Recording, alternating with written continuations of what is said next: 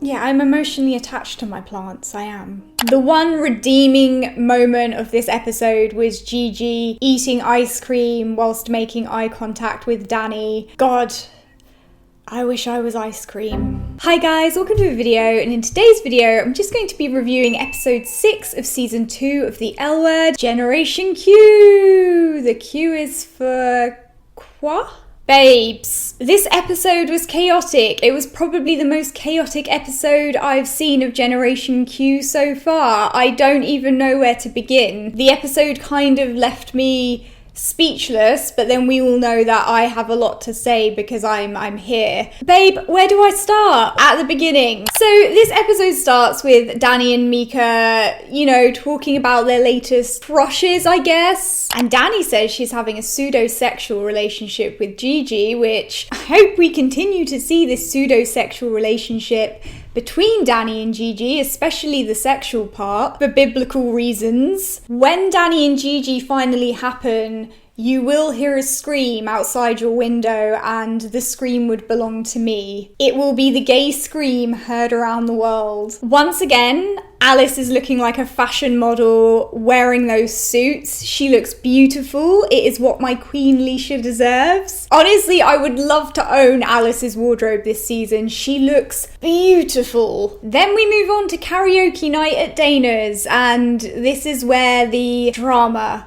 happens. So Shane says she doesn't want any drama, and then of course Bet walks in, and if drama was a person, the person would probably be Bet Porter. And boy, do I have a lot to say about Bet this episode. Okay, let's just get into it. Bet is a beautiful, emotional, complex, intelligent individual who I mainly worship for Jennifer Beals related reasons. Jennifer Beals is fine wine, crafted by the Greek gods on Mount Olympus. I like Bet, I do.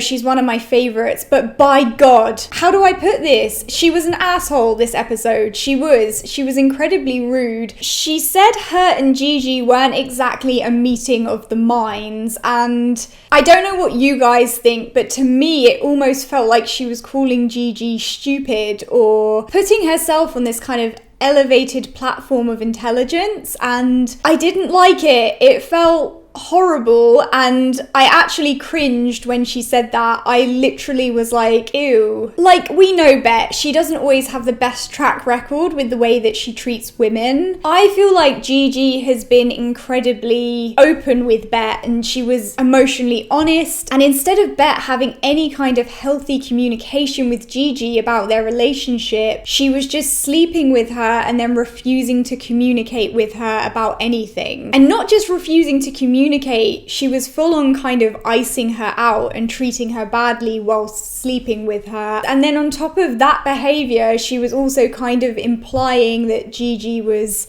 just not on her level intellectually. And yeah, she's never made me cringe in an episode before, but Generation Q, it's managed to make me cringe at one of my favourite characters. I think there's a line between being a bit cutting as a person and then just being a horrible person, and I feel like she's kind of just crossing the line into being horrible. But I'm interested to know what you guys think of this, because look, the Jennifer Beals worship is here to stay no matter what, but as far as Bet Porter goes, she can't carry on like this. It's not acceptable to me. So yeah, back to Dana's karaoke night. My Persian queens walk in, Danny and Gigi looking absolutely flawless, looking so beautiful. All women are beautiful, but Gigi is very beautiful. No, I mean, Gigi is just, Greek goddess levels of beautiful. And it's an internal thing. It's not just an external thing, Women are more than their looks. And she is a lot more. Just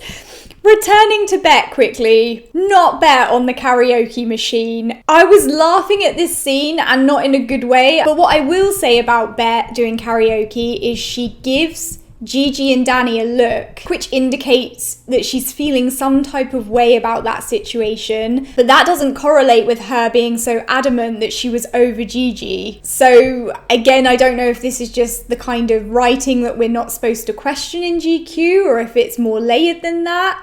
Because in my opinion, this review is very messy, I apologise, but in my opinion, I feel like Bet does have feelings for Gigi. There's just something in the way there, and I feel like it's because she thinks Gigi is not ticking her boxes, when in reality, Gigi absolutely does tick all of her boxes. But then again, was Bet looking at Danny and feeling some type of way? I mean, it feels a bit layered to me, it does. We get some Bet and Danny crumbs, and they were delicious crumbs. I would eat those crumbs off of the floor, I would. Then we get the Bet and Gigi breakup. It's possibly one of the weirdest breakup scenes in the whole of the L Word that I have ever seen. Number one, the dialogue here is a little bit awkward, but, you know, Sepida Moafi, she makes the dialogue work somehow.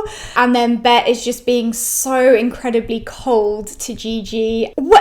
I don't understand where the hostility is coming from. Like, did I miss something? Do you guys know where this hostility from Bet is coming from? Because it almost feels like Bet has too many feelings for Gigi and she doesn't want to let her guard down, or am I just thinking too much into this? Okay, fine, you don't want to be with Gigi, fair enough, but you don't have to be such a dick about it. Speaking of fuckery, look, let's just talk about Sophie very quickly. She buys Danny a drink. Oh my god, I don't even want to get into it. Oh my god. Sophie gets up on the karaoke and she starts serenading Finley in front of Danny. In what universe is getting up and serenading the woman that you had an affair with whilst your ex-fiance is in the room, who also knew about the affair? Like, what was that scene supposed to be emotional? Because that's the thing, you could see Sophie was really in her emotions, and you know, there was some real acting going on in that scene. But at the same time, again, sometimes when I watch this show, I wonder if I'm actually not just hallucinating everything. Sometimes I think Sophie can kind of sing, though, I will say that, but pick a side, you know, and just be normal. Anyway, that's the final straw for Danny. You know, she storms out, and my queen Gigi, she goes to comfort her. She has her eyes on the prize, we know this. And Danny and Gigi, they go on a post-Dana's ice cream date together, and Gigi says that her feelings for Danny have changed. Gigi making eye contact with Danny whilst eating ice cream was the most erotic part of this episode. It was. And meanwhile, Bet has gone off to find Pippa, and I don't blame her. You know, Pippa looks absolutely radiant and beautiful and very kind of striking. She has a lot of presence, and I love what we've seen of Bet and Pippa so far, and I'm excited for them to kind of get together. But I'm also just a bit disheartened at the way Bet has been acting, because I also don't want her to then go on and treat Pippa like she's treated so many other women. The thing is, kind of back in the day with Bet's behaviour, when she was treating women a certain way, we know that she was going through a process of growth. So there was some room for kind of forgiveness where her behaviour was concerned. But I feel like in Generation Q, you know, she is very much an adult, and she's had all these experiences that she should have learned from. You could argue that Bet's behaviour it makes for more interesting television and for drama, and I guess that's true to an extent, but like I said, I just feel like it's a bit of a balance, and at the moment it just feels a bit off kilter. Like, her behaviour's it's too much at the moment, and it's not being balanced out by anything else. So I hope that this relationship with Pippa will be healthy. I hope she doesn't start acting up with Pippa or treating Pippa some type of way, because whilst Pippa looks like she can handle herself,